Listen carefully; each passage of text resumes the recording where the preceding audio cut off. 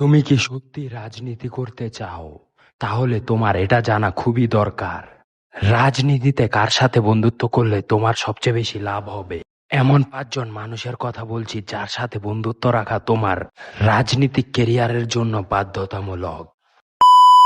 তো প্রথম, স্থানীয় ব্যবসায়ী বা তাদের ছেলে।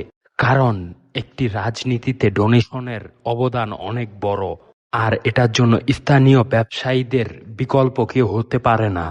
এবং দ্বিতীয়, রাজনীতির সাথে জড়িত এমন কেউ বা তাদের পরিবারের সদস্য। কারণ বাংলাদেশে এটার থেকে দ্রুত পরিচিতি পাওয়ার রাস্তা আর একটাও নেই। এবং তৃতীয়, ছাত্রনেতা।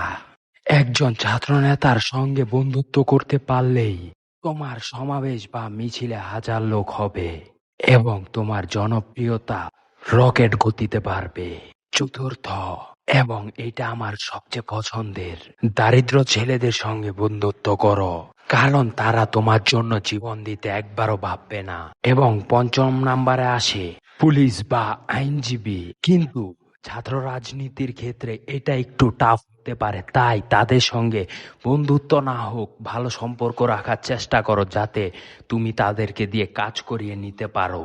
আর তাদের সাথে হাত রাখলে তোমার বেনিফিটের কথা বলে সময় নষ্ট করার দরকার নেই। কিন্তু তোমরা চাইলে আরেকজনের সাথেও বন্ধুত্ব করতে পারো, সেইটা হচ্ছে আমি। কারণ আমি এই 5 জনের থেকেও বেশি তোমাকে বেনিফিট দেব, কারণ রাজনীতির শুরু থেকে শেষ আমি এই চ্যানেলের মধ্যে সকল কিছু তোমাদের বোঝানোর চেষ্টা করব। আর যদি তোমাদের মনে হয় আমার সাথে সংযুক্ত হবে না, তাহলে বিদায়।